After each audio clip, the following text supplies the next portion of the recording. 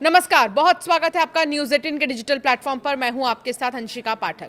Iran पहली बार Hormuz खोलने के लिए तैयार हो चुका है। ईरान ने अमेरिका से समुद्री नाकेबंदी हटाने की भी अपील की।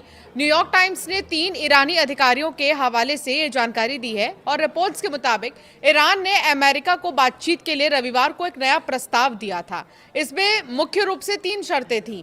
अमेरिका इजराइल के साथ चल रहा युद्ध खत्म हो और आगे हमला न करने की गारंटी मिले। दूसरा, फिर अमेरिका की समुद्री नाकेबंदी हटे, हॉर्मुज खुले और जहाजों की आवाजाही फिर से शुरू हो। तीसरा, सबसे आखिर में परमाणु कार्यक्रम और यूरेनियम संवर्धन जैसे विवादित मुद्दों पर बात हो। हालांकि ट्रंप इस प्रस्ताव को मानने को तैयार ही नहीं है। कुछ रिपोर्ट से बता रहे हैं कि ट्रंप सरकार का मानना है कि अगर बिना परमाणु कार्यक्रम का मामला सुलझाए बिना हॉर्मुज खोला तो बातचीत में अमेरिकी पक्ष कमजोर हो जाएगा। इसीलिए दोनों का हल एक साथ ही निकाला जाना चाहिए। ट्रंप ने 2 दिन में दूसरी बार ईरान का प्रस्ताव ठुकराया। दरअसल पिछले कई हफ्तों से ईरान और अमेरिका के बीच पाकिस्तान के जरिए प्रस्तावों का आदान प्रदान हो रहा है, लेकिन परमाणु कार्यक्रम से जुड़े अहम मुद्दों पर अब तक सहमति नहीं बन सकी है। अमेरिका की मांग थी कि ईरान 20 साल तक अपना परमाणु कार्यक्रम रोक दे और अपने पास मौजूद 440 किलो समृद्ध यूरेनियम सौंप दे। ईरान ने इन मांगों को बहुत ज्यादा और अनुचित बताते हुए मानने से इनकार कर दिया था। ईरान का पहला प्रस्ताव जो खारिज हुआ वो आपको बताते हैं। 5 साल तक यूरेनियम संवर्धन पूरी तरह रोका जाएगा। उसके बाद 5 साल तक बहुत कम स्तर पर सिर्फ नागरिक उपयोग के लिए संवर्धन होगा। अपने यूरेनियम भंडार को कम किया जाएगा। आधा हिस्सा अंतर्राष्ट्रीय निगरानी में ईरान में रहेगा, बाकी आधा रूस को दे दिया जाएगा। ईरान ने 26 अप्रैल को यह प्रस्ताव दिया था, जिसे ट्रंप ने ठुकरा दिया। इसके बाद ईरान ने अपनी रणनीति बदलते हुए कहा कि अभी कठिन मुद्दों को अलग रखा जाए, पहले युद्ध खत्म करने से जुड़े कदम उठाए जाएं, जैसे हॉर्मुज को खोलना और नाकेबंदी हटाना, और बाद में परमाणु कार्यक्रम जैसे जटिल मुद्दों पर बातचीत की जाए, जिसे 27 अप्रैल को एक बार फिर से ट्रंप ने ठुकरा दिया।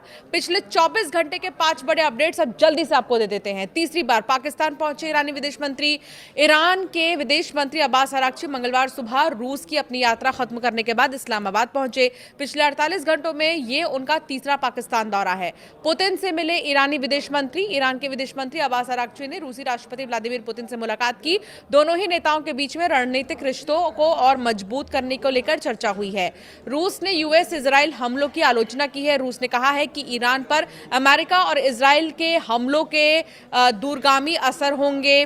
मॉस्को ने इसे अंतर्राष्ट्रीय व्यवस्था के लिए गंभीर कदम बताया है।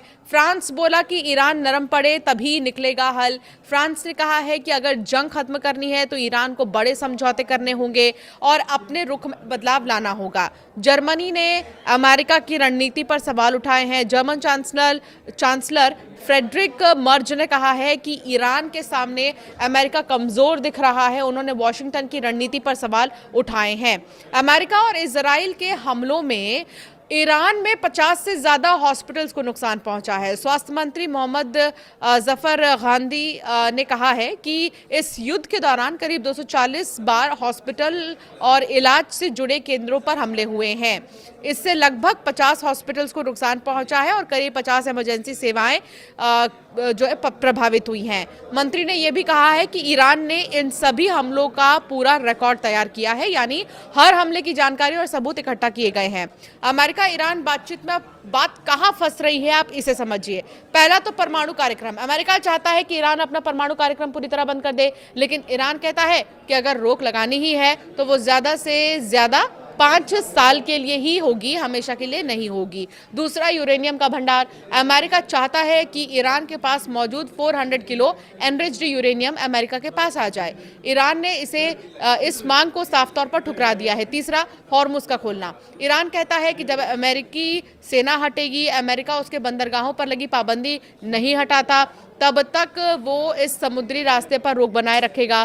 तो वही अमेरिका कहता है कि जब तक पूरा समझौता नहीं होता पाबंदियां नहीं हटेंगी। चौथा, फ्रोजन एसेट्स। ईरान चाहता है कि उस पर लगी पाबंदियां हटाई जाएं और उसके करीब 20 अरब डॉलर जो कि सीज कर लिए गए हैं वापस किए जाएं। पांचवा, युद्ध का हार जाना। ईरान का कहना है कि अमेरिका और इजराइल के हमलों से उसे जो नुकसान हुआ है उसके लिए करीब 270 अरब डॉलर का मुआवजा दिया जाए।